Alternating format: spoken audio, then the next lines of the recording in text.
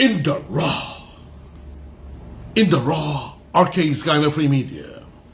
And I'm your friend, your host, your brother, HAJI DR ROSHAN KHAN. In the raw. The year is wrapping up right very fast, and I can't exist without giving you guys something before the New Year's or the old year. And so I wish to deal with an article in today's newspaper, Thursday, December 29, 2022, by Freddie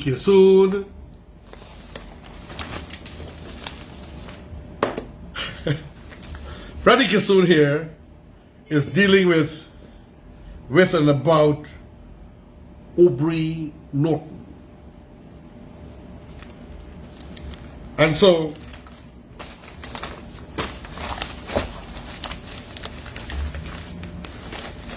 he starts with Atavism, Aubrey Norton on sanctions.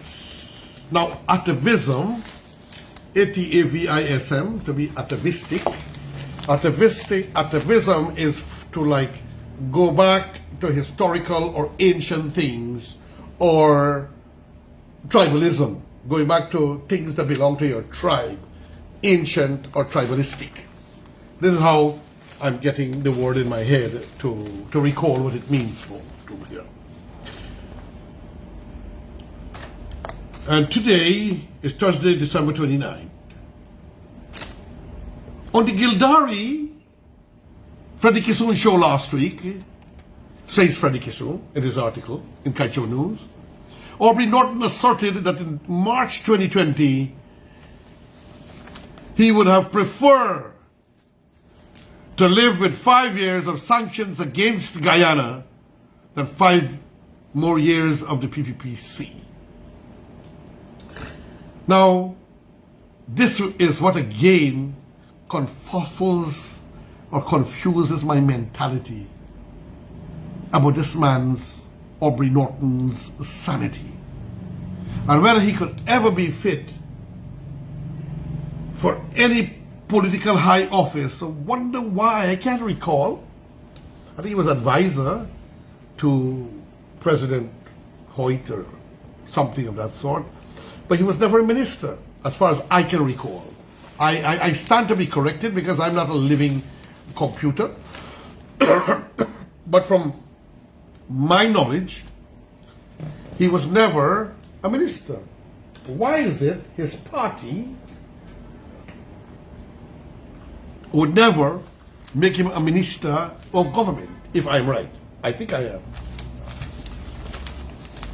But he would have preferred 5 years of sanctions by the United States, by Canada, by Europe, by CARICOM, by all the sane nations of humanity. He would prefer 5 years. So it's the despotism for the taste of raw stink power as they have handled it for the 5 years that they had in recent times. The abuse of total, wrong, dirty stink power. It would take several columns to analyze the implications of American sanctions against the unelected Guyana government after 2020. Here is a brief analysis. We begin with the individual opportunism. When the 5 months of rigging were taking place, I had an encounter in the national park with a restaurant owner whose business is heavily patronized by African middle-class men and was the favorite weekend retreat for many ministers in the APNO AFC government. So he met this man, and obviously they're going to have a banter, maybe a friendly discourse, obviously on different perspective or viewpoints. And this man would always get a middle class and upper class PNC people, or Afro-Guyanese mostly, and the APNU AFC government ministers and so on. His point was direct and straightforward. He will live with sanctions, but he's not living with 5 more years of Jack Deal. I mean, the man, Freddie is giving him some credit here. He don't want 5 more years of Jack Deal. He can't handle Jack Deal. Why? Because Jack Deal bringing Guyana to even before 2015 when they took power to the first world. Jack Deal was on the threshold of taking Guyana to the greatest standard, to my opinion. One could imagine, and that's why he is like a hero of growth and development. Wherever he goes, people of entrepreneurship and leaders around the world are running behind Barra Jack Deal, even though he's only vice president now. He was furious when he uttered these words. I set a trap for him, and he fell right into it. So, you know, the Freddie is a masterminder, political scientist, debater, historian. You know, he says he's not a historian, but this guy knows some history that completely boggles the human imagination. Freddie, you're doing well. Now I go on. I inquired if he has children in Guyana, and with anger in his tone, and you know how he's going, you know, he didn't mention his lips, how Aubrey's make his mouth, and so on. And anger in his tone, he said he has 1 son in the US, and his son isn't coming back to a place like Guyana. Well, my children were living overseas, and they're all here. My children are all here, and none of them want to leave because they love the country. It is also what the parents put in the children. So obviously Aubrey put something into his child and didn't do a good job as to put patriotism into their hearts, into his son's heart. I can't blame the boy. Maybe the boy don't want to be near to him. I then became vociferous. I asked if it was all right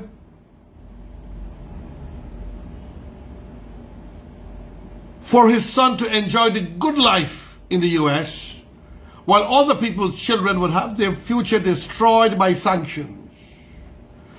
On that utterance by me, the man walked away. Norton ought to know better, and he knows better, says Freddie Kisso.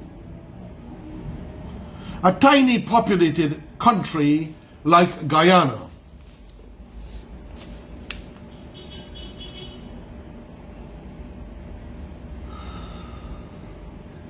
so remember, this is in the war. Like Guyana, with an infinitesimal space in the world economy. Infinitesimal means so small, like microscopic, like you need a microscope to see it, that our economy is so small in the world that we would be devastated, we would be wiped out, for those who don't understand the word. Literally, technically, realistically, then literally, destroyed by American sanctions. The Americans didn't want to do this to Guyana. They couldn't take the idea, but they had to threaten it.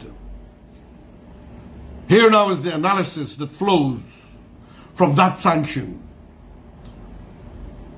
It would not have been 5 years, but a permanent embargo. We were trying like Cuba and Iran and Venezuela. But a permanent embargo after 5 years, the APNU and AFC would still have been in power in 2025 and still not prepared to hold free and fair elections because they are addicted, the PNCR, to rigging. It is addicted to them. They know they can't win the elections and they want to do things to stay perpetually into power and have some people of other ethnicities planted in there for window dressing. Secondly, Guyana is billions of miles away from the resources of large countries like large populations, like Iran and Venezuela, that have endured American sanctions. Guyana suffers from the Canada syndrome. Those countries have huge population. Guyana, on the other hand, a small population, or people love to go to Canada and to probably migrate and live. Canada economy is intricately bunged up with the US-Canada and will not survive American trade confrontation. We would be wiped out as a nation. American trade punishment. Our economy has always been based on monoculture, to use the term of radical West Indian economists in the 1970s. Monoculture, one kind of thing on a constant basis, one kind of produce on a constant basis. Let me move on. We sold our sugar to the West and we survived. Now we are selling our oil. The US would have targeted the oil industry, thus crippling Guyana's economy. Iran and Venezuela do not belong to an entrenched integration movement as Guyana is. So they managed to survive. Venezuela is still surviving with all that they tried to do because of their population size and otherwise.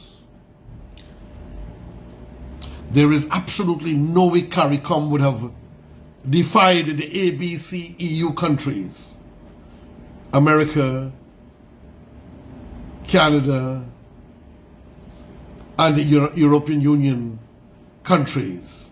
They would never, CARICOM would never have defined them or not listened to them, and therefore it is obvious that the CARICOM would also have imposed sanctions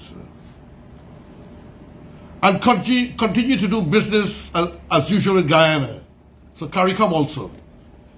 In all situations, without exception, where there are these types of big power sanctions, hardened attitudes on both sides are inevitable and matters deteriorate dangerously. What he's saying, both sides, the attitude will be kind of ferocious, fighting, quarreling, and then things will get worse. It will deteriorate dangerously. Dangerously, things will get worse, he's saying, friends and families. And I know many people enjoy the way I break things down because they don't have time to read, they don't have the newspaper, and they enjoy someone reading for them and breaking it down for the ordinary folks especially. It is simple to envisage such a situation. During the initial phase of the punishment, the big power expects some compromise.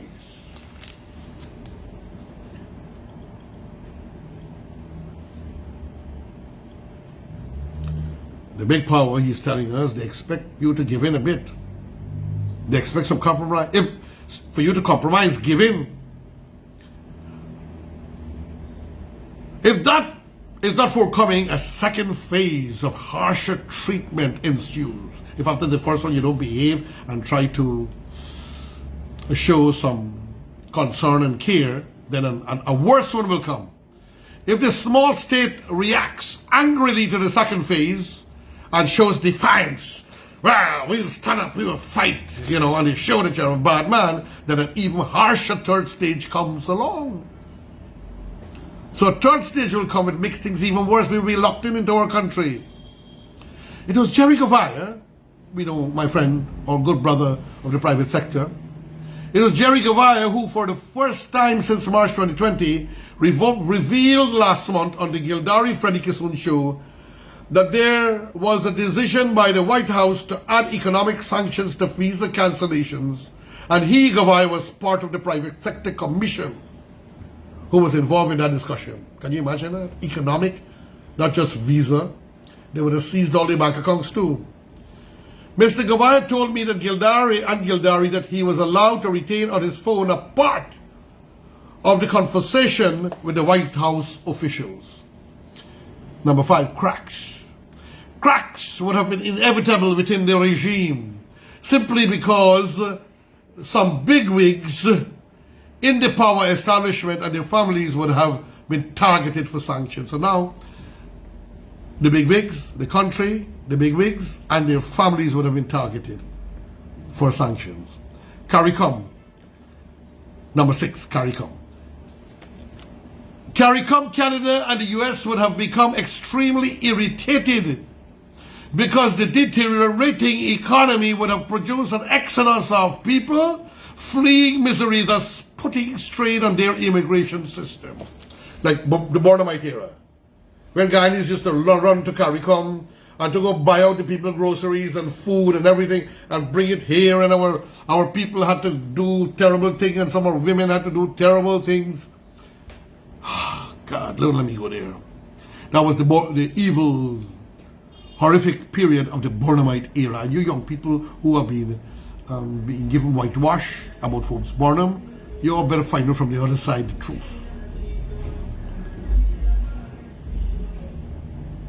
After 5 years of sanctions, Guyana by 2025 would have seen a non-existent economy. We would not have an economy anymore. We'll be dog-eat-dog, thiefing and thiefing. We'll be like barbaric people drinking blood. Well, not so bad, but I'm telling you, it would be a tough time.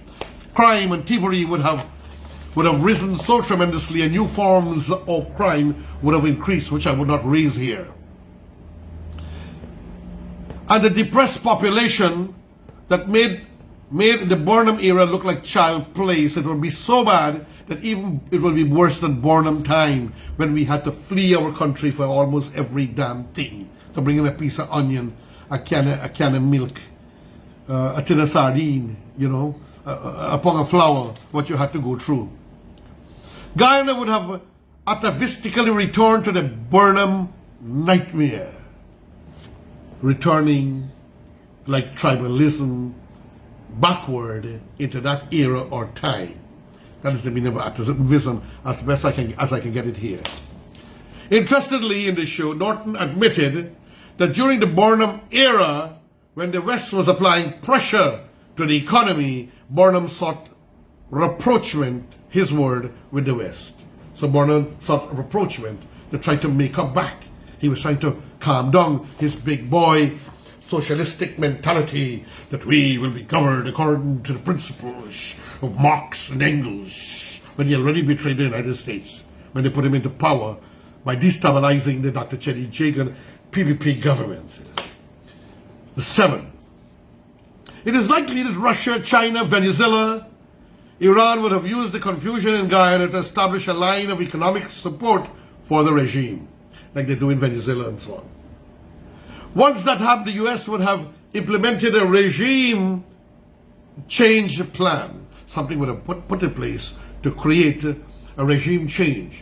So the APNO EFC would have had to be destabilized, or somehow or the other forced into resignation or something, but they would have been most likely destabilized, leading to a regime change. It is doubtful that APNO EFC would have lasted 3 years. Well, that's obvious. With sanctions, once the regime was forced out, then both the PNC and the AFC would have had no future place in Guyana. They did the wise thing and conceded electoral defeat. Thank you, Freddie, for that explicit, amazing analysis. Very extremely well articulated. And friends and family, brothers and sisters, I read it. So those of you who don't get to read and get the newspapers, and sometimes you need an explanation, it is my joy on this Inter Raw. RK's Guyana Free Media, and I'm your friend, your host, your brother, HAJI DR ROSHAN KHAN. Inter Raw.